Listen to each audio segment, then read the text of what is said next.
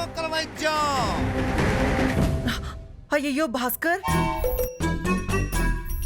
నిన్నిలా చూస్తుంటే నా కడుపు తరుక్కుపోతుంది తెలుసా? ఎలాంటి ఇంట్లో పుట్టావో, ఎలాంటి ఇంట్లో పెరిగావో, చివరికి వేరు ముక్కలు అమ్ముకుంటున్నావా? ఇందులో తప్పే ఉందమ్మా. పైలట్ చదివిన నా తమ్ముడే వాళ్ళ ఆవిడ కోసం జిలేబీ అమ్ముకుంటున్నాడు. అలాంటిది నా మొగుడు వేరు ముక్కలు అమ్ముకుంటే తప్పే ఉంది? నీకు నాకు తప్పు లేకపోవచ్చే, పాపం ఆ చిట్టమ్మకి తప్పుగా అనిపించొచ్చు కదా. పాలమ్ముకునే తన అన్న ఇలా వేరు ముక్కలు అమ్ముకుంటుంటే చిన్నతనంగా ఉండొచ్చు కదా. ఉంటే ఉండని, దాని మొగుడుతో జిలేబీ అమ్మించగలేంది నా మొగుడుతో నేను వేరు ముక్కలు అమ్మించలేనా?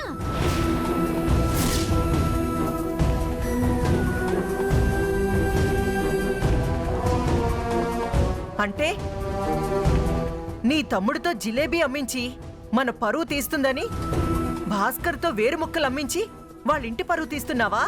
అవును, ఇందులో తప్పే ఉంది. ఊరుకోవే. ఆ చిట్టమ్మకి బుద్ధి లేకపోతే మాత్రం మనకైనా ఉండాలి కదా. పాపం ఆ చిట్టమ్మని చూడు, వాళ్ళన్నిలా రోడ్డు మీద వేరు ముక్కలు అమ్ముకుంటుంటే ఎలా విలవిల్లాడిపోతుందో, ఎలా అల్లాడిపోతుందో. చిట్టమ్మ మొహాన ఏడుపొక్కటే తక్కువ.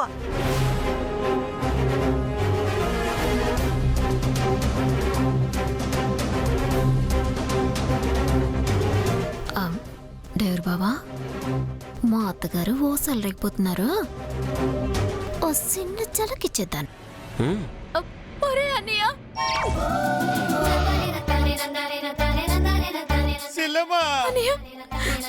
నువ్వేటి, నువ్వు బతికేట్రా? ఇట రోడ్డు మీద ఏరు ముక్కలు అమ్ముకోవడం ఏట్రా? అసలు ఈ సెల్లు ఉందనుకున్నావా, సచ్చిందనుకున్నావా? మరి ఏం చేయమంటావే? నువ్వేమో రవిచంద్రతో జిలేబీలు అమ్మిస్తున్నావట, అందుకనే నాతో ఈ ఏరు ముక్కలు అమ్మిస్తున్నారే. పోతురా అన్నయ్య, పోతురా. నేను ఇట చూడలేకపోతున్నారా, నా కడుపు తరుక్కుపోతుందిరా.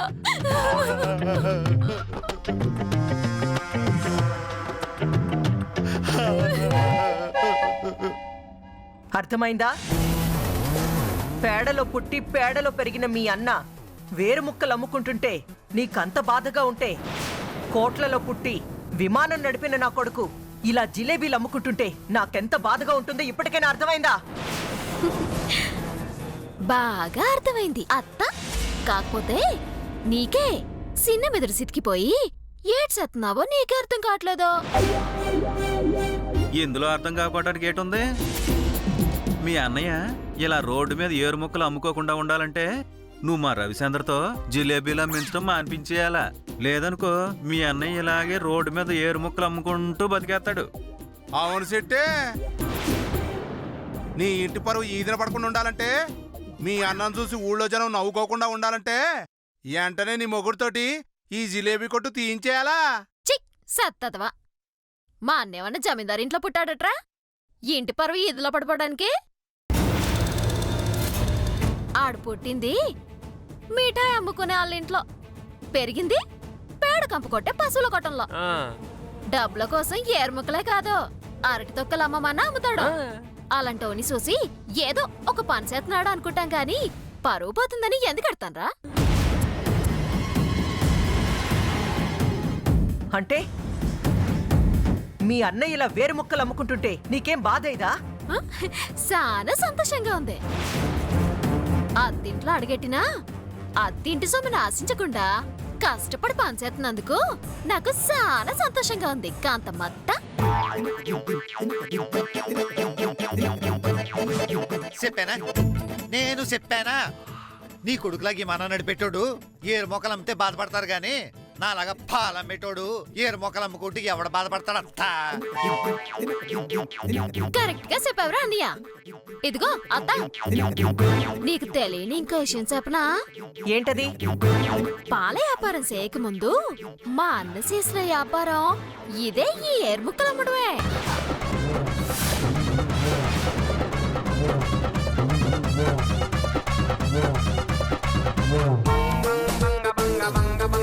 ఏంటి, పాలమ్మక ముందు మీ అన్నయ్య వేరు ముక్కల మేడ. అవును బంగారు, కాకినాడలో మన సేల్ బిజినెస్ అంటూ లేదు. మన ఫస్ట్ బిజినెస్ ఇదే. ఓరి నాయనో, ఇన్నాళ్ళు పాలు అమ్ముకున్నవాడే నా మొగుడు అనుకున్నా. ఇలా వేరు ముక్కలు అమ్ముకున్నాడా? ఛీ, నా బతుకు చెడా.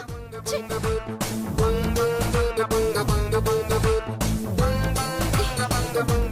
ఇదిగో కాంతమ్మ, చిట్టమ్మ కంటే సంపాదన లేదు, ఆస్తులు లేవు కాబట్టి తన మొగుడుతో జిలేబీ అమ్మించుకుంటుంది. కానీ నీకేం రోగం? నీ దగ్గర కోట్ల కొద్ది డబ్బుంది. ఎంచక్క అల్లుడిని కూతుర్ని బంగారంలో చూసుకోక అల్లుడితో ఏరుముక్కలు అమ్మిస్తావా? కొంచెమన్నా బుద్ధుందా? అది కాదండి. ఏంటి కాదు? ఇతను జిలేబీ అమ్ముతున్నాడంటే అందులో అర్థం ఉంది. నీ అల్లుడు వేరుముక్కలు అమ్మడంలో అర్థమేముంది? అర్థమా దాని పొందా? ఉన్న డబ్బులు సరిపోయినట్టు లేవు, అందుకే అల్లుడితో వేరుముక్కల వ్యాపారం పెట్టించినట్టుంది. చిచ్చి, ఎట్లాంటి పిసినారు దాన్ని కార్పొరేటర్ గా గెలిపించినందుకు మన చెప్పుతో మనం కొట్టుకోవాలి. ఇదిగో కాంతమ్మ, నీ అల్లుడితో వేరుముక్కలు అమ్మించడం ఏ టీవీలోనో పేపర్లోనో వచ్చిందనుకో, నీ పార్టీ ఎమ్మెల్యేలు మినిస్టర్లు నీ మొహం మీద ఉమ్మేస్తారు. కాస్తంత చూసుకో.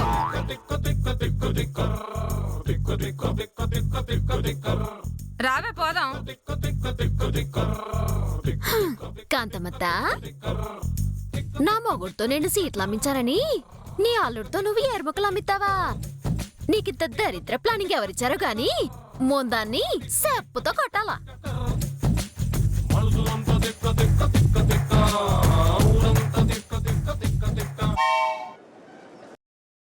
ఒరే కోటిగా, ఆవిడేంట్రా అలా చూస్తుంది? పద బావా. ఆ జిలేబీ, బెల్లం జిలేబీ, పద బావా. వేడి వేడి జిలేబీ, కానీ బెల్లం జిలేబీ, వేడి వేడి జిలేబీ. చచ్చెదవా, నిన్ను నా పరువు తీసావు కదరా.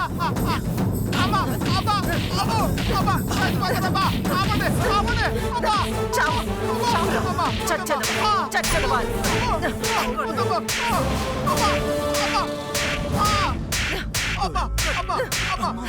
అమ్మా, అమ్మా, ఎందుకు కొడుతున్నావు అమ్మా?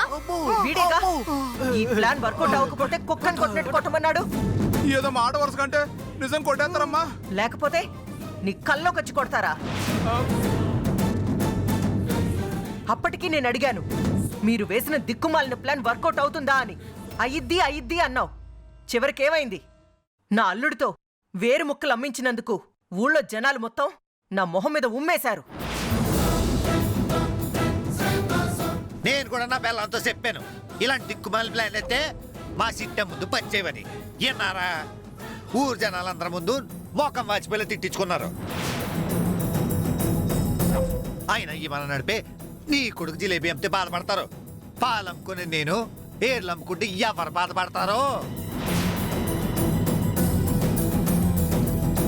అది నిజమే భాస్కరు, జనాలు తిడితే గాని మేమెంత పెద్ద తప్పు చేసామో అర్థం కాలేదు. కాంతమ్మ గారు, నా దగ్గర బ్రహ్మాండమైన ఐడియా ఉందండి. ఐడియా అంటే ముందు చెప్పు, అది బ్రహ్మాండం కాదు మా అక్క చెప్పుద్ది. ఐడియా ఏంటో చెప్పి తగలడు. భాస్కర్ ఏరు ముక్కలు అమ్మితే చిట్టమ్మ బాధపడలేదు కానీ అదే ఈ భాస్కర్తో దొంగతనాలు దోపిడీలు చేయించేసి అవసరమైతే ఆడపిల్లల్ని బలాత్కారాలు చేయించేసి జైలుకి పంపించామనుకోండి, అప్పుడు అప్పుడు చిట్టమ్మ ఖచ్చితంగా బాధపడిపోయి చచ్చినట్టు మీ కొడుకుని తీసుకొని ఇంటికి వచ్చేస్తుంది. ఎలా ఉంది ఐడియా?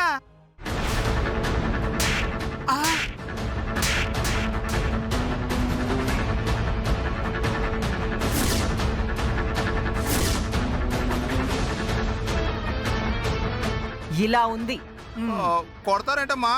మరి లేకపోతే నా కొడుకుని ఇంటికి తీసుకొచ్చే ప్లాన్ చెప్పరా అంటే నా అల్లుణ్ణి జైలుకి పంపించే ప్లాన్ చెప్తావా? వెళ్తే ఎక్కడికి వెళ్తాడమ్మా? ఇక్కడ ఉండి మాత్రం ఏమైనా ఉత్తరెత్తున్నాడా? అదే జైలుకి వెళ్ళాడనుకో, కనీసం ఈ భాస్కర్ని విడిపించుకోవడానికైనా కాళ్ళబేరానికి వచ్చిందిగా. ఒరే పులిగా, ఇలాంటి ఎంతో సలహాలు ఇచ్చామనుకో, నేను ఖచ్చితంగా జైలుకి వెళ్తాను. ఎలాగా? నిన్ను చంపి. అయ్య బాబోయ్, అంత పెద్ద నిర్ణయం తీసుకోకరా బాబు. ఏ ఆపండి. ఆ, బయట వాడు జిలేబీలు అమ్ముతున్నాడని నేను బాధపడుతుంటే మధ్యలో మీ సోదేంటి?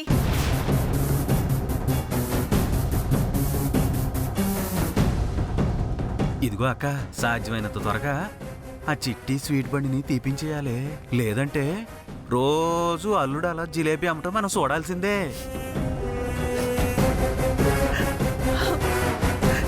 నిజమేరా తమ్ముడు, మనలాంటి మంచి వాళ్ళకి, మానవతా మూర్తులకి ఆ దేవుడు ఎందుకు ఇన్ని కష్టాలు ఇస్తాడో అర్థం కావట్లేదురా.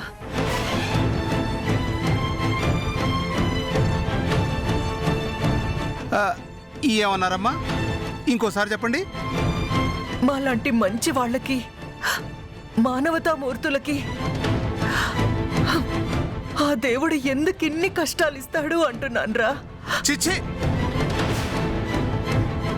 ఈ ఒక్క మాటతోనే చెరులో దూకి చచ్చిపోవాలనిపిస్తుందమ్మా. ఎందుకురా?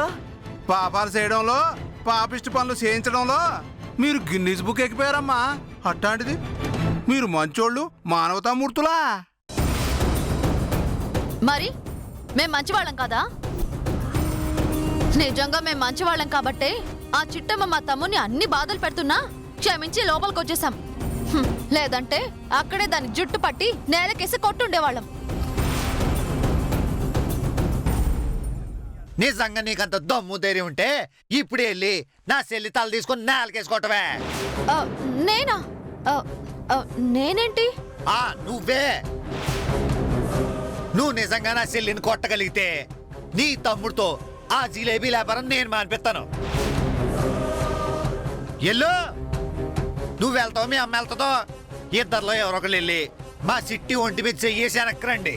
మీకు తంట పెట్టి జీవితాంతం మీరు ఏది చెప్తే అది చేస్తాను. మా చిట్టి ఘాటం ఇచ్చుకుని కాళ్ళు అట్టుకును మీ తమ్ముడిని మళ్ళీ ఇంట్లోకి తీసుకొచ్చేస్తాను.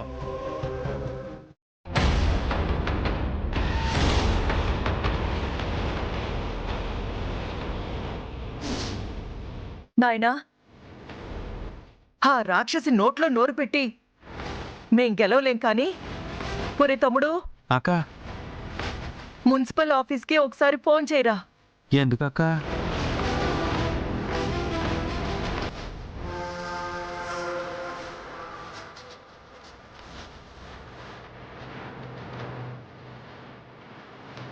కాంతమ్మకి తన అధికారాన్ని, పలుకుబడిని ఉపయోగించాల్సిన సమయం వచ్చిందిరా. ఫోన్ చేసి మన ఇంటి ముందు చిట్టమ్మ పెట్టిన స్వీట్ బండి సంగతేంటో చూడండిరా. అలాగే అక్క, ఇప్పుడే ఫోన్ చేస్తాను.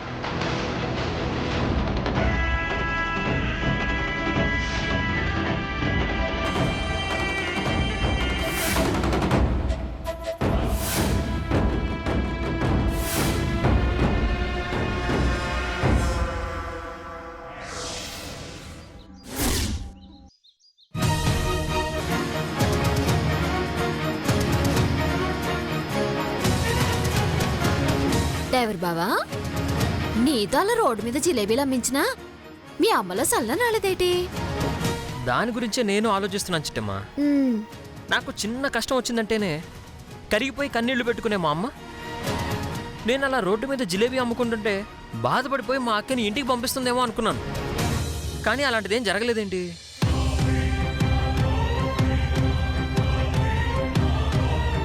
నాకు తెలిసి మనం ఇచ్చిన డోసు మీ అమ్మకి సరిపోలేదనుకుంటా.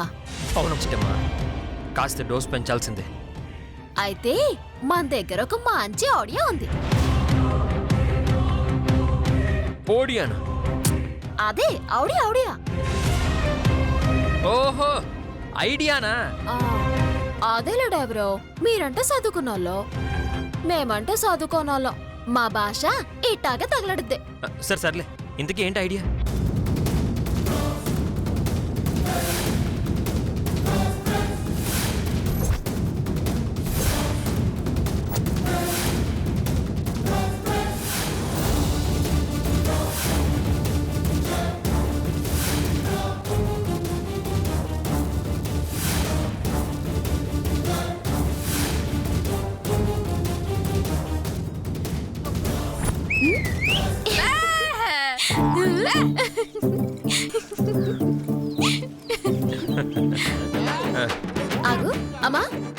పారేటి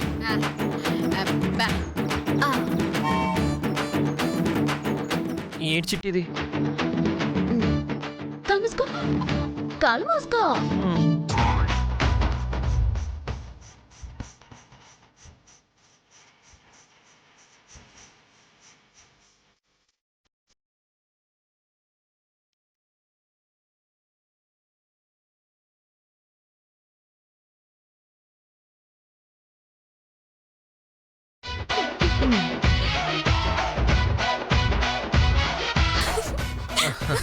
చాలు చాలు.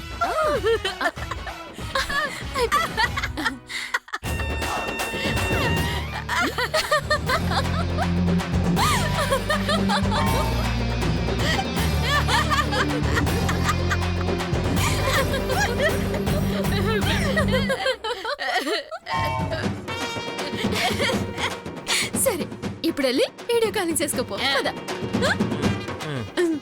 అలాగే అచ్చా, చిట్టి. పడిపోతుంది పడిపోతుంది.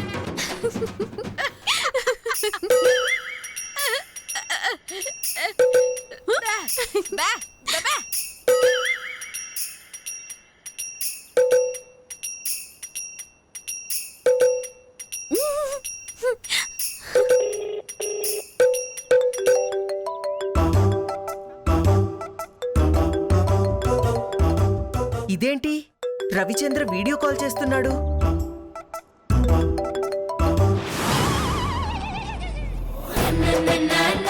అమ్మా,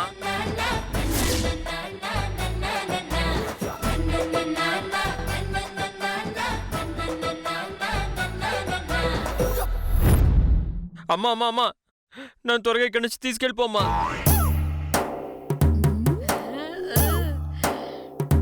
లేదంటే ఈ స్వీట్ షాప్ లో చాకరీ చేయలేక చచ్చిపోయేలా ఉన్నానమ్మా.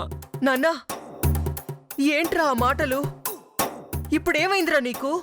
ఇంకా ఏమవ్వాలమ్మా? ఒక్కసారి అటు చూడు.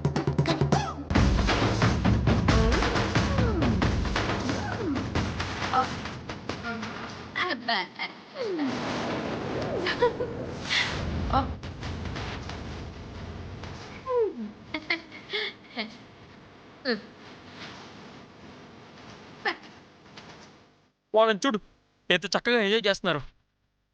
నన్నేమో ఇంట్లో పనివాడిని చేసేసారమ్మా.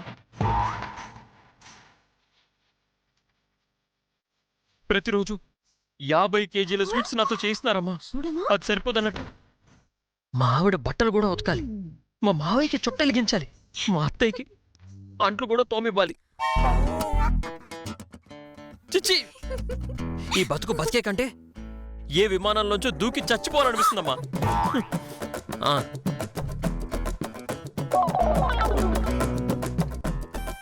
నాన్న రవిచంద్ర, అంత మాట అనుకురా. అసలది ఆడదా అడ్డగాడిదా? కట్టుకున్న మొగుణ్ణి ఇంత కష్టపెడుతూ అలా కాలు మీద కాలేసుకొని కూర్చోడానికి దానికి సిగ్గులేదా? అనుకుని ఏం లాభం అమ్మా? నిజంగా నీకు నా మీద ప్రేమ ఉంటే వెంటనే అక్కని ఇంటికి పంపించేయమ్మా. మీ అక్కని పంపించాలా? అవునమ్మా, నేను ఈ కష్టాల నుంచి బయటపడాలంటే అదొక్కటే ఒక దారి. అక్కని వీళ్ళింటికి పంపించడం. అది కాదురా, మీ అక్కైనా అంత ఈజీగా ఒప్పుకునేలా లేదు. అయితే నీ కొడుకుని మర్చిపో అమ్మా, మర్చిపో. నన్న రవి, రవి, నన్న రవి.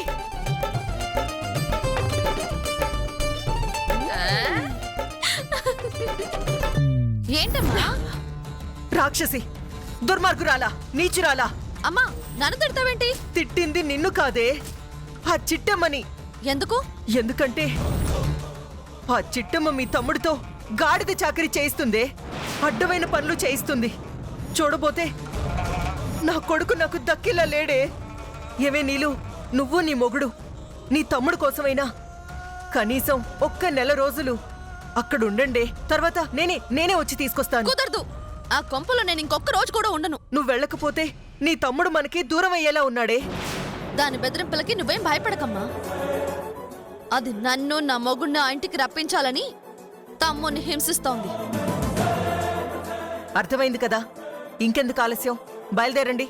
కుదరదని చెప్పానా? నువ్వు వెళ్ళమంటే డైరెక్ట్ గా ఏ నుయ్యో గొయ్యో చూసుకుంటా. అయ్యో భగవంతుడా, ఇటు నీకు చెప్పలేకపోతున్నాను, అటు ఆ చిట్టమ్మకి చెప్పలేకపోతున్నాను. ఇంకా ఒక్కటే పరిష్కారం. ఏంటది? అర్జెంటుగా పులిరాజును పిలవాలి.